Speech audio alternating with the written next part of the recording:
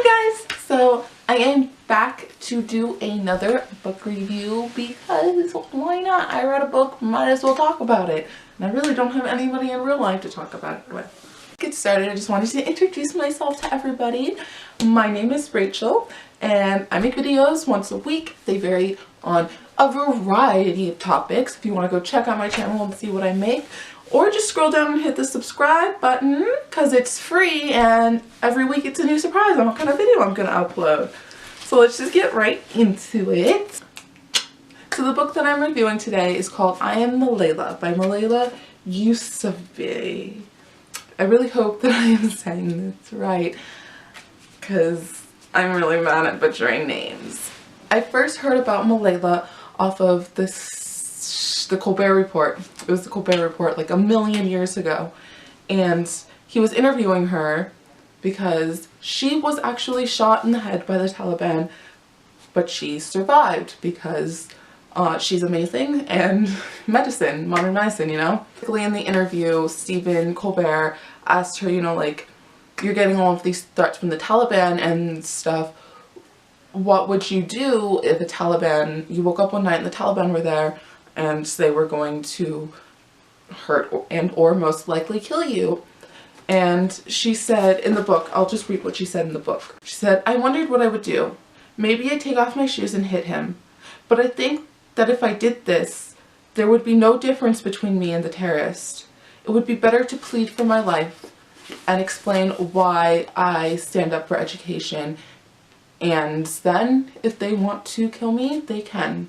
At the end, she would pretty much say, do what you will, now that I've said what I've had to say. And I was just so moved by this because she is 2 years younger than me. So I think she's 20 now, but when this happened, she was like under 16. And that is just such a profound thing for anybody to say, much less a 16-year-old girl who's growing up in Pakistan under such horrible circumstances. So I Am Maylala is her memoir about her life, not just being shot by the Taliban and everything that's entailed, but her whole life and the history and culture of Pakistan as well as Islam. First part for sure, and maybe the second part, she kind of explains the backstory of Pakistan, how it is what it is in Islam, and she incorporates stories from her childhood and from her father, and every chapter has a life lesson kind of at the end, or a moral, which is really nice. It was kind of confusing for me because there were so many names that were mentioned and events and all of this different language, and I was trying to learn like all of this stuff at one time and it just got really confusing. But it was really good. Like, I learned so much stuff about Pakistan, the Middle East, Islam, things that are going on the war on terrorism that I had no idea. And what the media covers is not the full story, obviously, and I've never really gotten the perspective of somebody, just like a regular person who lives over there, and it's completely different than I feel like what the media would want you to believe. So she grows up in this small valley of Swat, and it's kind of like a rural community. And community? Yeah, that's how you say it, it's community, yeah. Father runs a couple of schools, not only for boys but for girls. And her mother wasn't educated at all, so both of them have always encouraged her to get an education. And unlike a lot of people in Pakistan, her parents have always supported her even though she's a daughter, and encouraged her and told her that she can do whatever she wants. So when the Taliban come in and they start restricting so many things, especially for females and education, her and her father both stand up for it and are very vocal. They do speeches and protests and campaigns. She goes on countless TV shows and does interviews for all kinds of things, standing up for education. From the book, what I gathered is the biggest problem in the Middle East is the lack of education. And the reason why the Taliban have gotten away with so much is because it was so easy for them to go over there. And not even just the Taliban either. I want to point out the US has gone over there. Lots of Western countries. Saudi Arabia has gone over there. And they have used that to their advantage because the people are so uneducated and misinformed. It is easy for them to be manipulated and taken advantage of. And that's what people keep doing in Pakistan. And the biggest problems from what I've gathered in the book are political corruption, which is everywhere, so don't start judging, and a lack of education and good schooling, which is what she wants, not just for people in Pakistan, but everywhere. She actually has the Maylala Fund, which has built schools in Africa. So she's not just focusing on the Middle East. Because she was shot by the Taliban, she now lives in Birmingham because she can't go back to her home. Because she stood up for what she believed in.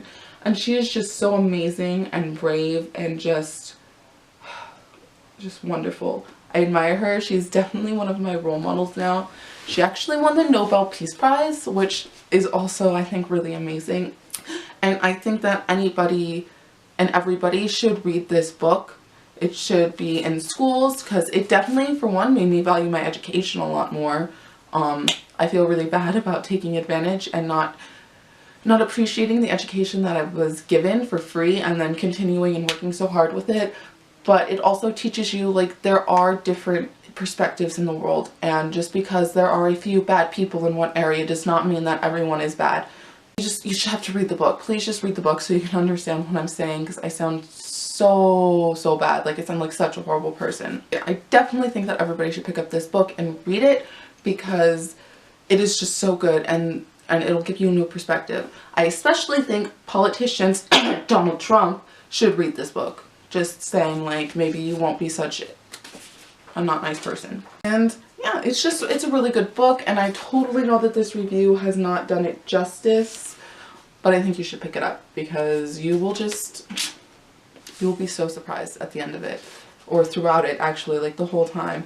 Because she's just so brave and courageous and well-minded. Yeah, I definitely admire her a lot now, and in a lot of situations I think, well, what would Maylala do here? What would Maylala think? How would Maylala feel? And then I use that as my guide to life as I know it now.